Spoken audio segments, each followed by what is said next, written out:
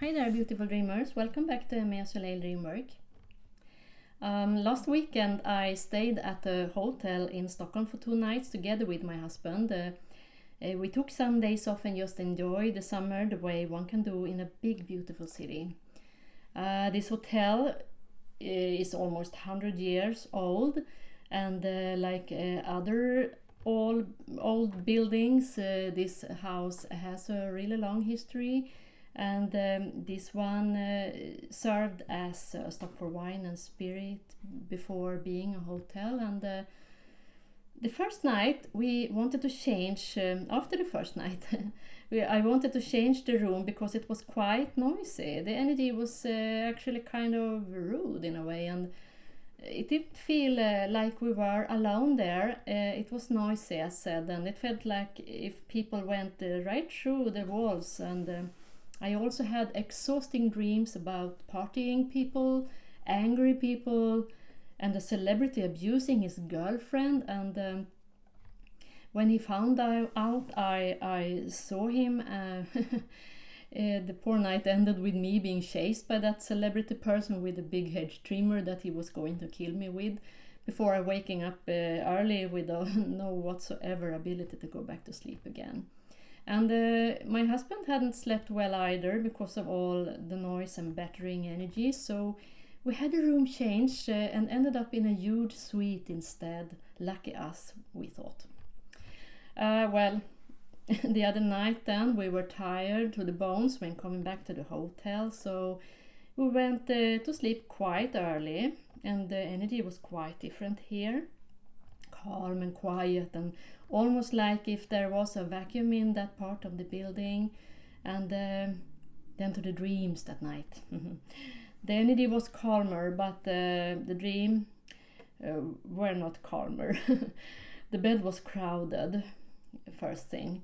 There were other people in there together with us. Two of the young men there in the bed were talking about how to get in contact with girls in quite an old-fashioned and quite a giggly way, and I had to tease them for how they express themselves in that chow and giggly way, so I started the giggling with them. And after doing that, hooking up with them, I found myself hovering the corridors of that part of the hotel that we were in, but it was all different by then. Suddenly I was more of a very old-fashioned, it was a kind of a more old-fashioned hospitalist place, and the hotel rooms were hospital rooms instead. And then I met 2 young women who were suffering a lot, and they told me a lot about their experiences there at the place, which made me cry. One of them had been pregnant, and the child was taken out from her body against her will. And then suddenly I started to see everything before it actually happened, and I felt more and more exhausted, especially also since my husband had entered the dream, and he was very confused by it all, I could see. But he accepted a role as a doctor person, which he was given by someone. And he wasn't aware of the fact that he was dreaming, which I had become by then. I had a really bad feeling about this. It was like stepping into kind of another horror movie than the night before, and I started to worry about how to get back to our hotel room, and had we really locked the door? So I wanted to make my husband aware about that this was a dream, but he went in totally in the role, and this was so clearly a bubble of time we had entered. Something from long ago, and we really didn't belong there, but I understood I couldn't bring him with me. So I thought that the very best way to do this was to return to our room and waking up. Easy peasy. No, it's not exactly. So I wasn't quite sure about my location in this 5 floors high building, even if I felt we were supposedly still in the same end of it, but it was kind of huger. It stretched far further away, and I was outside my body, and I wanted desperately to go back. what used to be easy was suddenly a problem for me.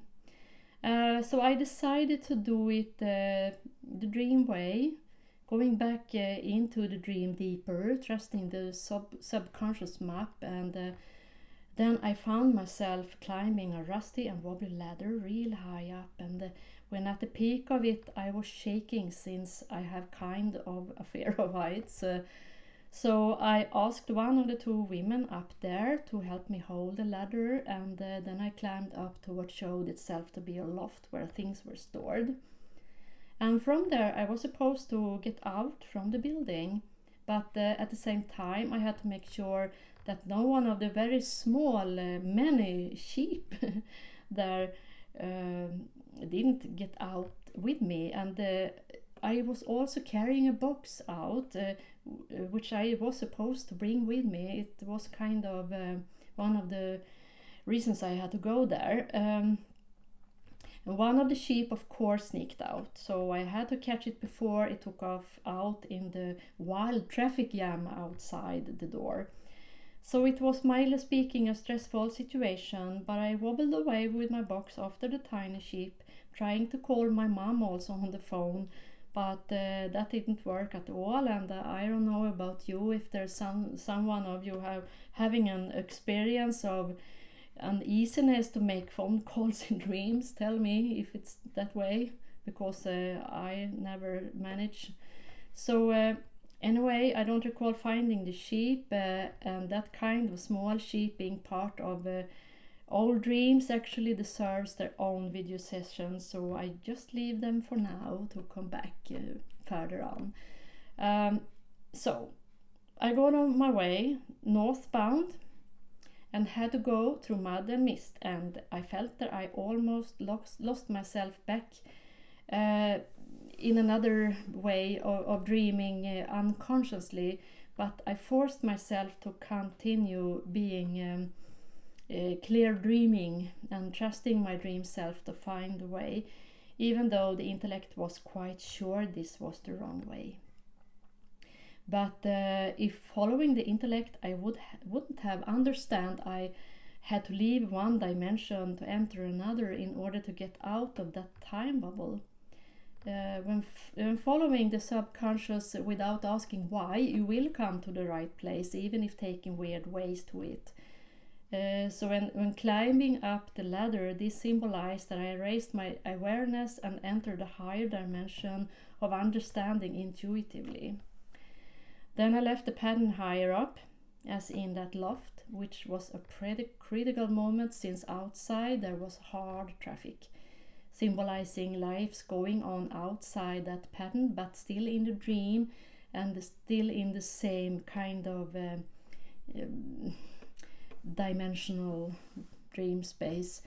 It felt like stepping out from a portal of another time, but still knowing I was in the same dream, like visiting different layers of dream time going on at the same time, just like dimensions are working when we are all moving around the spirits and people unknowingly of each other. So one could say that I had the opportunity to see beyond the time bubbles since I followed the intuition beacon.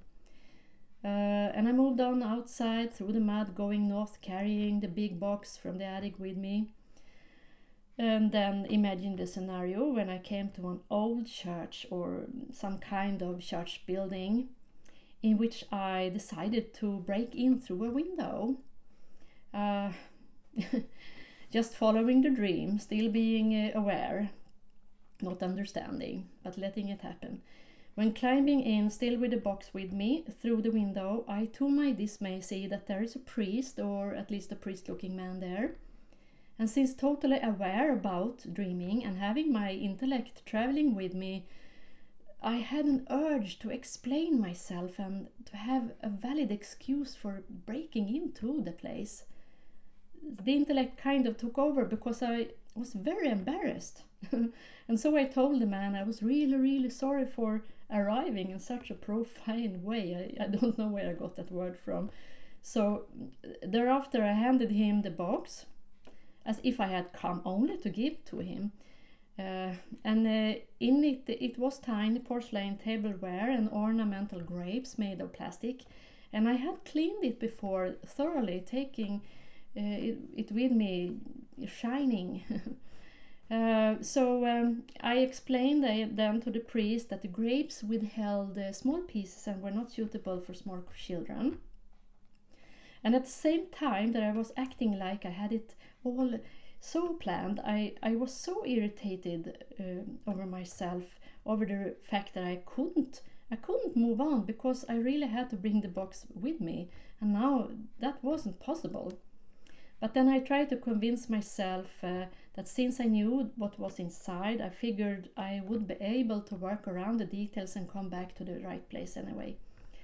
So next moment I kind of woke up, and I checked on my husband, who also woke up. So far so good, because that was the main goal, but still very annoying about the box there.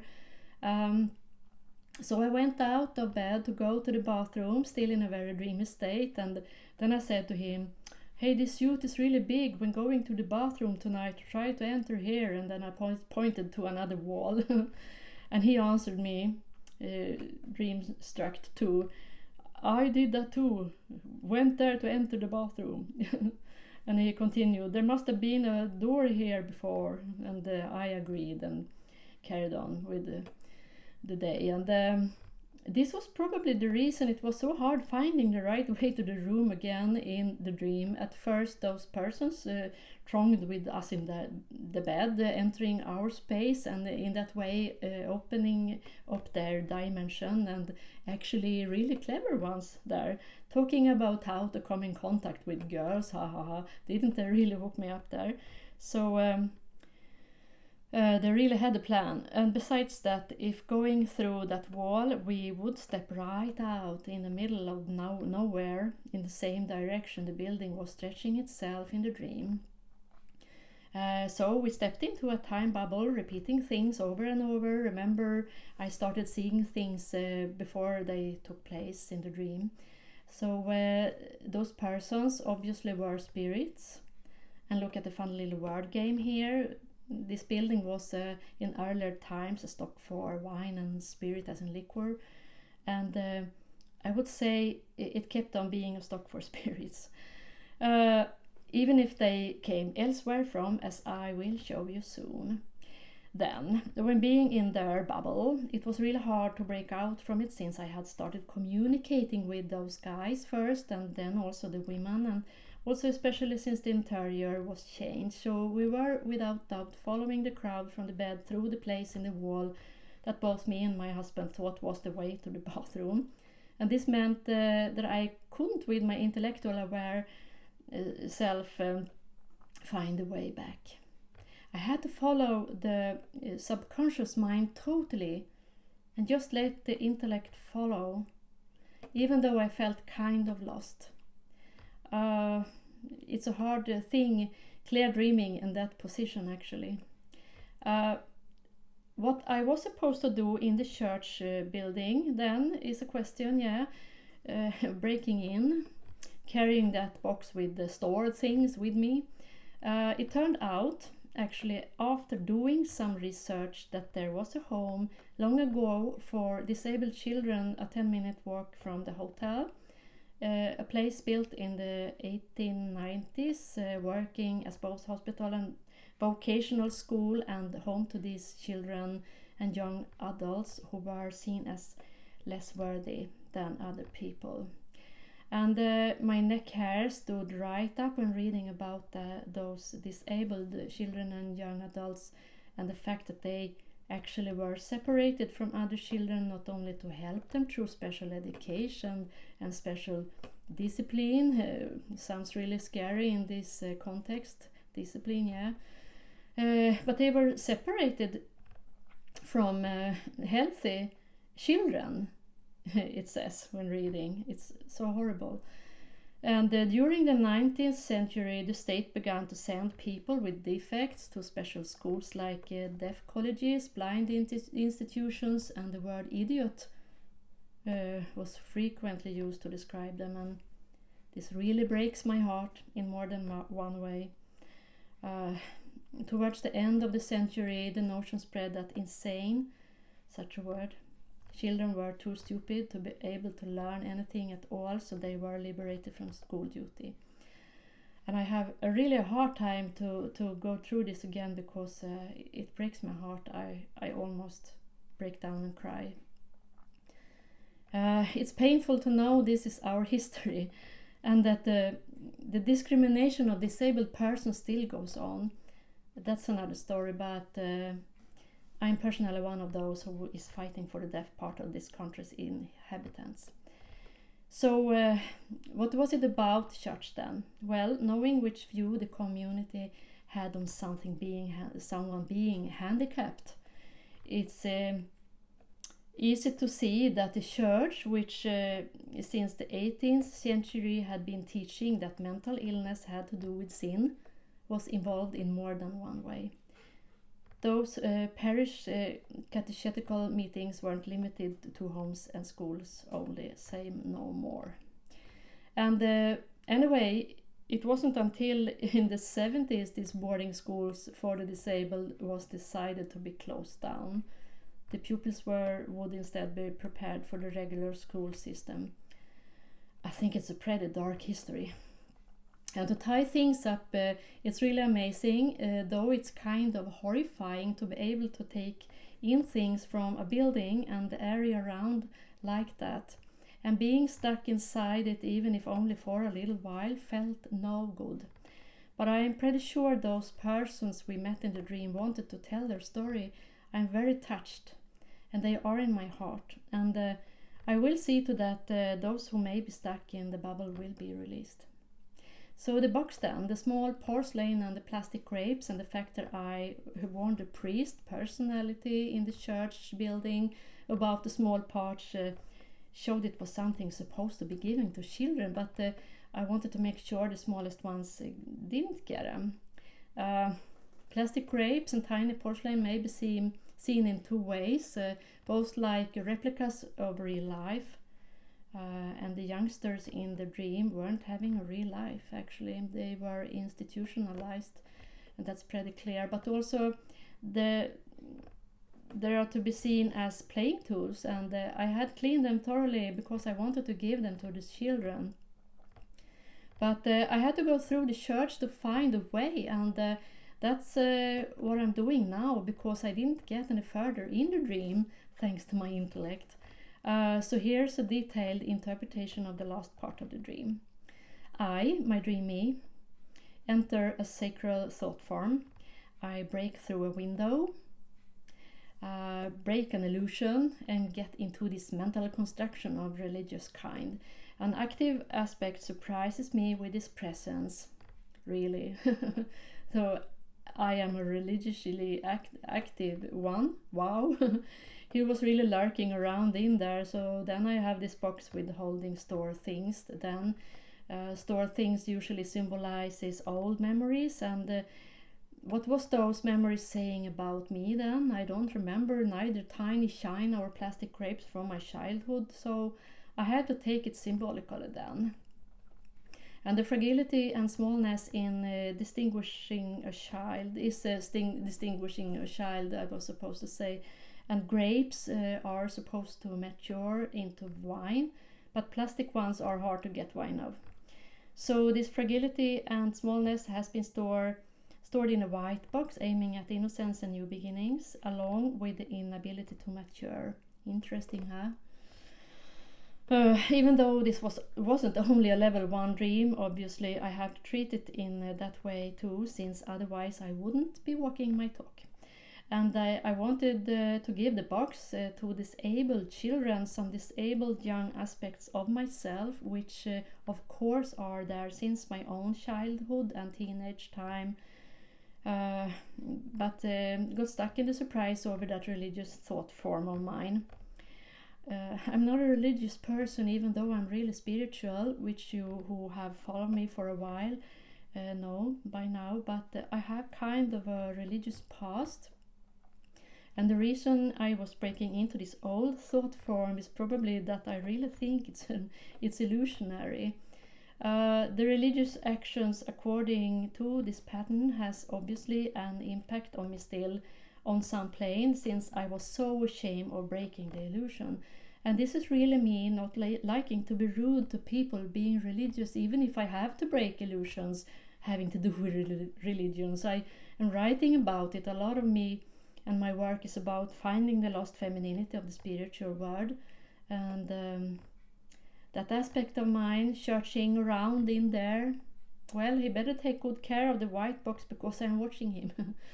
And I think it's a good thing he got him, actually, because he could just be that specific aspect of me needing to mature, not having this fear of hurting deeply religious people after that.